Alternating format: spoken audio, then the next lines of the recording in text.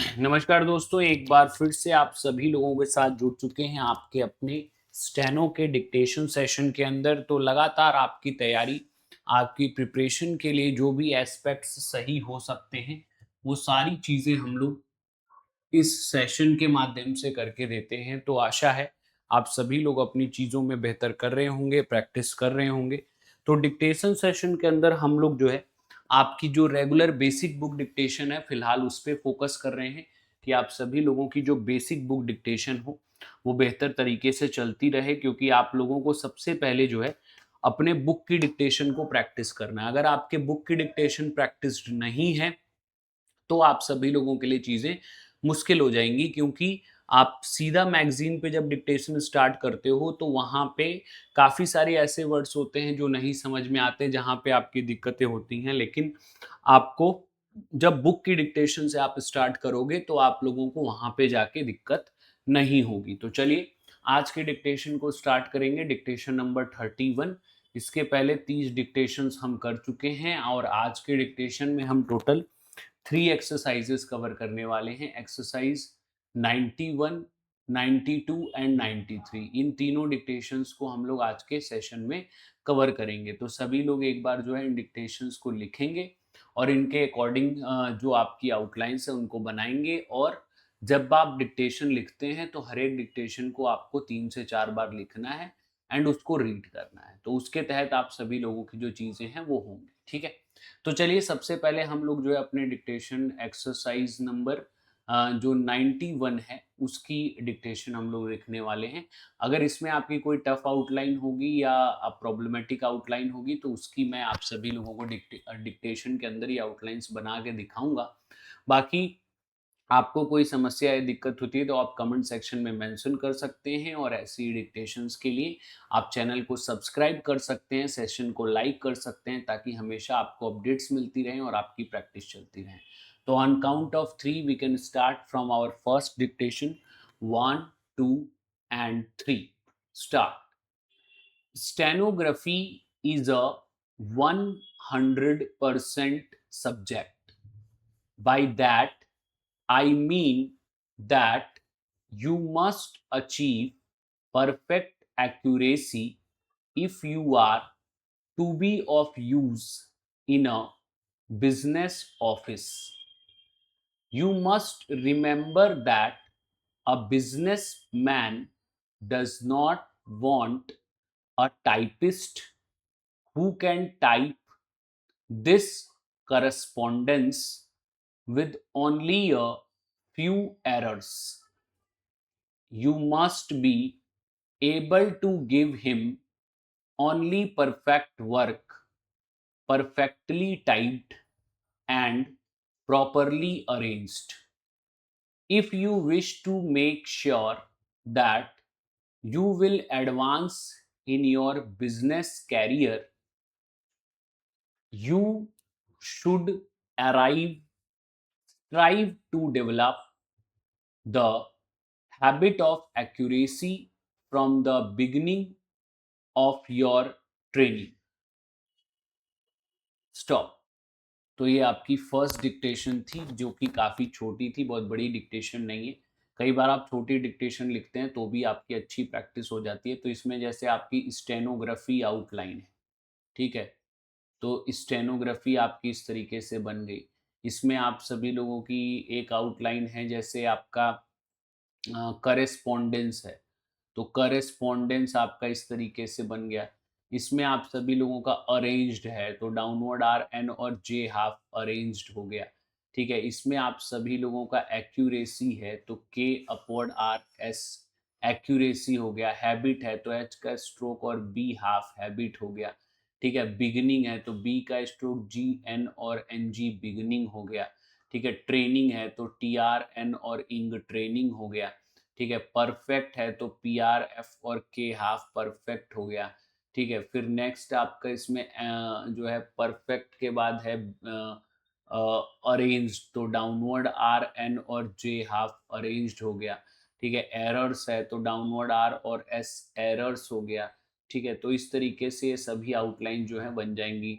तो आप सभी लोगों को अगर इनमें से कोई भी आउटलाइंस बनाने में अगर समस्या आती है तो इन आउटलाइंस को बना के आप 3 लाइन प्रैक्टिस कर लीजिए, फिर नेक्स्ट दोबारा से डिक्टेशन को लिखिए कि आप लिख पा रहे हैं या नहीं लिख पा रहे हैं। एक चीज़ और इसमें ध्यान रखिए, जैसे ये एडवांस आउटलाइंस है, तो एडवांस में वी का हुक होता है, तो वी के हुक के अंदर फिर एन आपने बनाया और एस बना दिया, तो ये आपका एडवांस हो जाएगा, ठीक है। तो इस तरीके से आप सभी लोगों को अपने आउटलाइंस को यहाँ पे ड्रॉ करना है, ठीक है। तो फर्स्ट आपका जो है ये हो गया। सेकंड, अब हम लोग सेकंड डिक्टेशन की तरफ आगे बढ़ेंगे। इस वाली डिक्टेशन को आप 2 से 3 बार कम से कम लिखिएगा और रीड करिएगा, ताकि आसानी से आपको लिखी जाए और पढ़ी जाए, ठीक है। फिर हम लोग नेक्स्ट अपने सेकंड डिक्टेशन को देखेंगे कि सेकंड डिक्टेशन आपकी क्या है। तो इसमें सेकंड डिक्टेशन सभी लोग रेडी हो जाइए लिखने के लिए, एक्सरसाइज 92 वाली। On count of 3 we can start. तो इसमें आपका आ जाएगा, we are planning a special sale of house furnishings during October, and we have decided to keep the store open until 9 o'clock next Friday evening, so that husband and wife may visit the store together. You will thus be able to inspect the merchandise we are offering before the opening of the sale on Monday. Everything in this sale is being sold at very low margin of profit. There are many splendid pieces which will be sold at bargain prices. We are sure that you will find many articles which you have always wanted to buy, but which have been too dear. By spending very little, you can furnish several rooms or refurnish your entire house. We can easily make arrangements to finance your purchases on a partial payment plan if you prefer. Stop. तो ये आपकी जो second point है उसकी dictation होगी, ठीक है। तो हमने फर्स्ट एक्सरसाइज की पहले डिक्टेशन लिखी 91 की, देन हमने जो है 92 की डिक्टेशन लिखी। अब जब ये आप डिक्टेशंस लिख रहे हैं तो ये देखिए कि हम कौन कौन से आउटलाइंस बना पा रहे हैं, नहीं बना पा रहे हैं, ठीक है। अब जैसे इसमें फर्निशिंग आउटलाइन है, तो FRN, और इसमें आपका श और इंग, ठीक है, FRN श और इंग, फर्निशिंग हो जाएगा। अक्टूबर है तो K और BR हो गया, ठीक है। अक्टूबर के बाद मर्चेंडाइज है, तो मर्चेंडाइज में M upward R, J N और D में S, मर्चेंडाइज हो गया, ठीक है। बारगेन है तो B अपवर्ड R, G और N, बारगेन हो गया, ठीक है। स्पेंडिंग है तो S P N और इंग, स्पेंडिंग हो गया। वेरी लिटिल है तो VRL और L, वेरी लिटिल हो गया, ठीक है। रीफर्निश है तो RFRN और श, रीफर्निश हो गया, ठीक है। तो इस तरीके से आपकी इसमें आउटलाइन है। आर्टिकल्स है तो अपवर्ड R, KL और S, आर्टिकल्स हो गया, ठीक है। तो ये सारी हैं, ठीक है। तो इनमें आपको कहीं पे भी कंफ्यूजन है तो आप इनको बना लीजिए। ऑफरिंग्स में भी बच्चों को कंफ्यूजन हो सकती है, तो ऑफरिंग में FRNG, ऑफरिंग हो गया, ठीक है। इसमें आपका मार्जिन है तो M अपवर्ड R, J और N, मार्जिन हो गया। परचेजेस में PR, J और Z, परचेजेस हो गया, ठीक है। फिनेंस है तो F N और S, फिनेंस हो गया, ठीक है। अरेंजमेंट्स है तो डाउनवर्ड आर जे एम और एन में एस अरेंजमेंट्स हो गया, ठीक है। तो ये सभी आपकी आउटलाइंस हैं। इनको अगर आपको बनाने में प्रॉब्लम है तो आप एक बार इनको बना अलग से लिख के 3 लाइन प्रैक्टिस कर लीजिएगा। कोई कंफ्यूजन कोई डाउट हो तो आप सभी लोग जो है इनकी प्रैक्टिस कर लेंगे तो वो सॉल्व हो जाएगा। बाकी इन सभी जो भी डिक्टेशन आपको मैं बोलते चल रहा हूँ, इनको प्रयास करिए कि कम से कम 2 से 3 बार लिखिए, ठीक है। 2 से 3 बार लिखेंगे तो काफ़ी हद तक चीज़ें आपके लिए सही हो जाएंगी, ठीक है। तो एक्सरसाइज 91 और 92 ये दोनों डिक्टेशंस हमने लिख ली हैं। अब हम लोग तीसरी डिक्टेशन एक्सरसाइज नंबर 93 की तरफ आगे बढ़ेंगे। तो चलिए, on count of 3 we can start. 1 2 and 3 start. The expense of making long distance telephone calls is not so great in the late evening. Night messages may also be sent by telegraph at reduced rates. Steps should be taken to profit by the statement of accounts just furnished by our auditor. It has been found necessary to reduce expenses in our plant, and it is clear that we shall have to be more strict in our demands if a more favorable balance is to be shown. If you can come to town before the first of the month, anything you have to say relating to the new arrangements can be discussed with the officials responsible for making loans.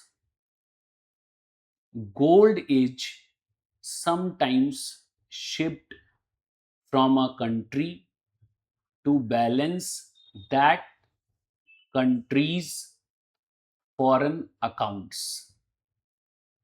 Great care is taken to guard these shipments. When the ship reaches dock, the bars of gold are shipped at once to the vault of a bank. Stop. तो ये आपकी last जो dictation थी वो आपकी इस तरीके से बन गई। तो यहाँ पे आप सभी लोगों को हमने 3 डिक्टेशंस लिखी और इनके तहत हमने इन डिक्टेशंस को बनाया। अब जो थर्ड वाली डिक्टेशंस थी, अगर हम इनमें आउटलाइंस की बात करें तो मैक्सिमम तो इसमें इजी है, बट थोड़ी बहुत है। जैसे टेलीफोन है, ठीक है, टेलीफोन है, टेलीग्राफ है, टेलीग्राफ है, ठीक है। आपका टेलीग्राफ के बाद इसमें स्टेटमेंट है, स्टेटमेंट है, एक्सपेंसेस है, एक्सपेंसेस आउटलाइंस हो गया, ठीक है। फिर है ऑडिटर है, ऑडिटर हो गया। नेसेसरी है, नेसेसरी हो गया। फिर आपका डिस्कस्ड है, डिस्कस्ड हो गया।